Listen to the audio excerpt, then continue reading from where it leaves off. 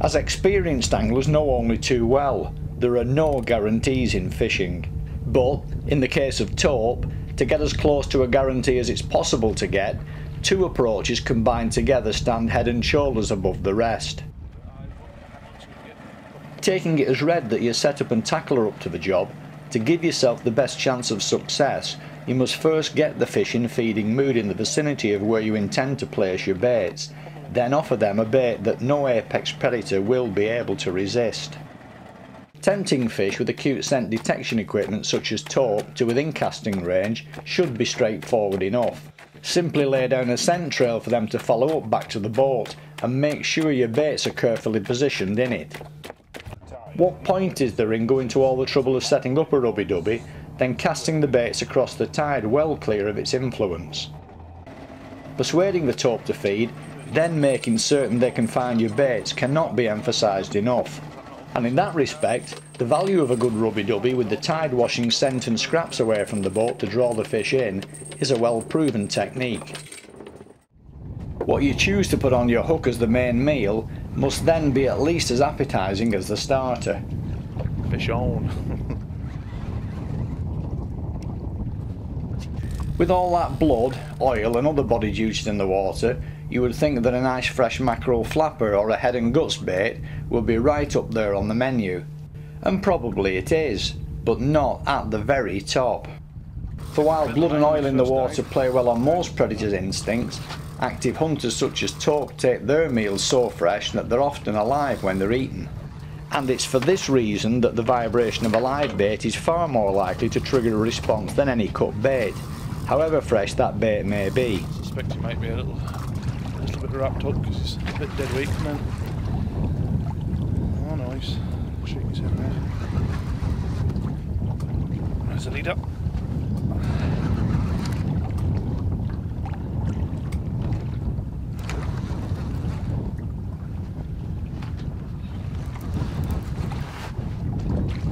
Oh, I can see some colour.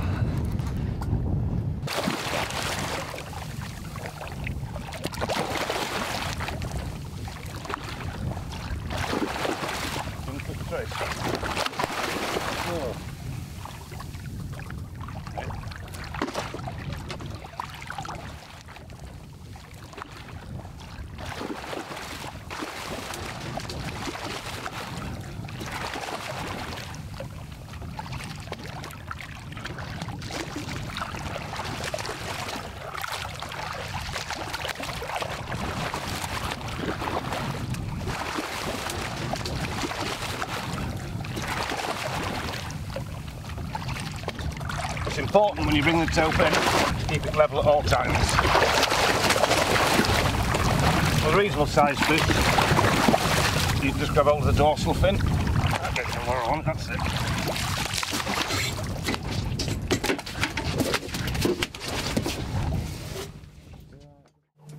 If you can keep a few live mackerel coming up throughout the day, all well and good. If you can't, then putting a few in a bucket with constant water changes will often give you at least some opportunity of using them as live baits. Luce Bay charter skippers Ian and Matthew Burrett specialise in catching big Tope, so who better to demonstrate the technique? Feel out. The first job is to squeeze down the barb on the hook so as not to damage or unduly stress the Tope when it comes on board. The hook is then inserted through the mackerel's top jaw from the inside of the mouth, coming out close to and midway between the eyes.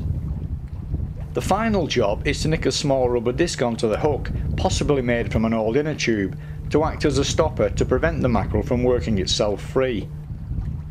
After that, it's business as usual, with the bait sent down on a heavy mono trace tipped with wire and the reel drag backed off with the ratchet switched on. Then all you have to do is sit back and wait, which usually is not for very long. That's a typical Tope run. I'm going to hit it in about 6 seconds. Oh, they're fishing.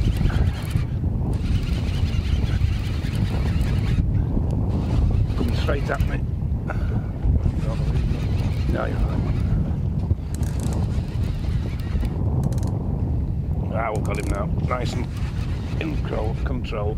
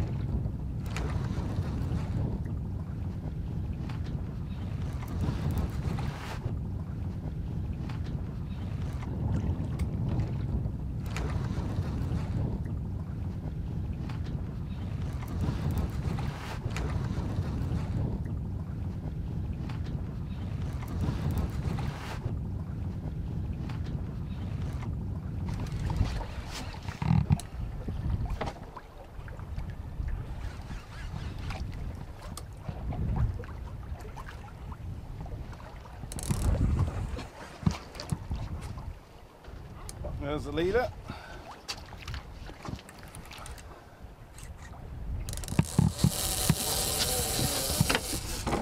One coming in, another one on the way, hopefully.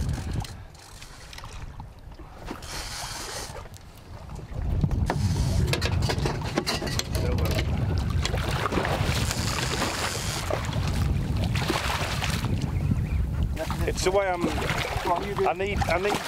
need to discard it. It's just below your foot. Oh, is it? Under your bum, sorry, under your bum. Do